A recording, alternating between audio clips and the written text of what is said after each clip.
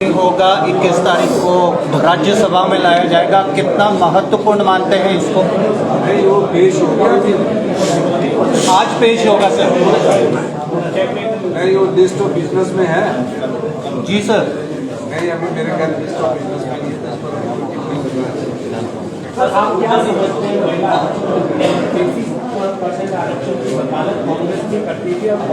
कांग्रेस ने तो राज्यसभा में पारित किया होगा। अब ये हमें पता नहीं पार्लियामेंट की शुरुआत की उसी के बाद सर, ऊर्जा नीति को लेकर आज विपक्ष ने सवाल भी उठाया कि आपने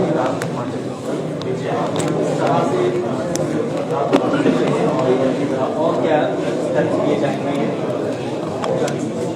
देखिए, ऊर्जा नीति में पिछली जो भारतीय जनता पार्टी की सरकार थी उसने बदलाव किया।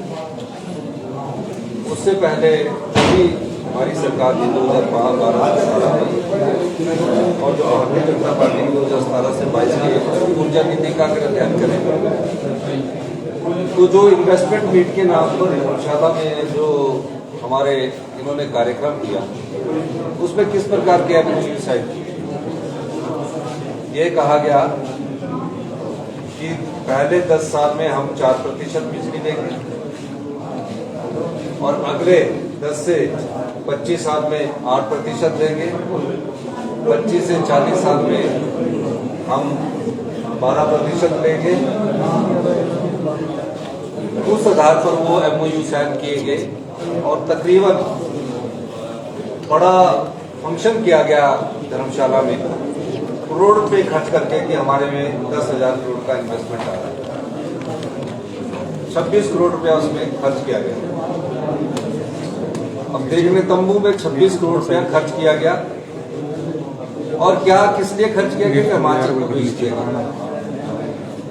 हमारी सरकार बनने के बाद हमने सबसे पहला परिवर्तन किया कि जो हमारी 12% फ्री रॉयल्टी थी पहले 12 साल में, 12 से 30 साल में 18% और 30 से 40 साल में 30% रॉयल्टी हमें मिलनी चाहिए और 40 साल बाद वो प्रोजेक्ट हिमाचल प्रदेश के पास वापिस आना चाहिए। इन्होंने क्या परिवर्तन किया? पहले 10 साल में 4%, 10 से 25 साल में 8%, 25 से 40 साल में 12% और 40 साल के बाद जो प्रोजेक्ट जाएगा उसको ये लाइफ लॉन्ग उससे 25% बिजली मिलेगी। और जो नाडा आता था वो भी इन प्रोजेक्टों में खत्म कर दिया गया। जो हमारे को जीएसटी के रूप में टैक्स आना था वो भी इन्होंने खत्म कर दिया गया।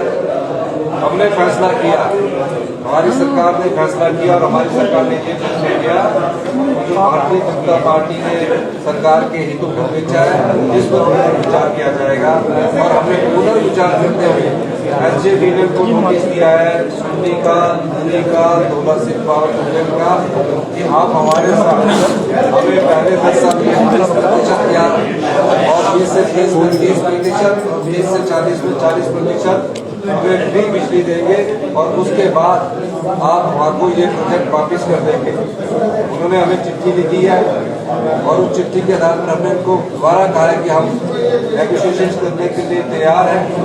वो हाईकोर्ट में गए, हाईकोर्ट ने भी ये कहा कि इसका एमिकेबल सेटलमेंट होना चाहिए। हिमाचल के हितों को ना तो बेचने दिया जाएगा, हिमाचल की युवा पीढ़ी का भविष्य सुरक्षित करने के लिए जो भी ये 4 प्रोजेक्ट है अगर हमको इसमें फ्री रॉयल्टी मिलती है तो उस पर आगे बढ़ा जाएगा।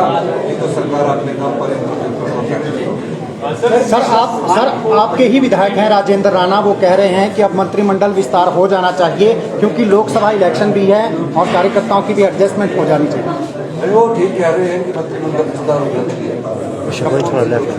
सर, निष्कासित को डिनोटिफाई किया गया है, नुकसान हुआ है और आपदा जो है तो सरकार आपदा रोक रही है।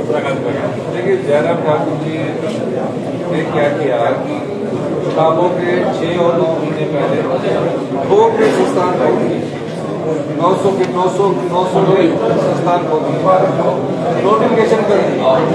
ना कर्मचारियों की भर्ती की, कहाँ खुलेंगे वहाँ की भर्ती नहीं की और कहा कि हम द्वारा चुनाव लेंगे तब देखेंगे।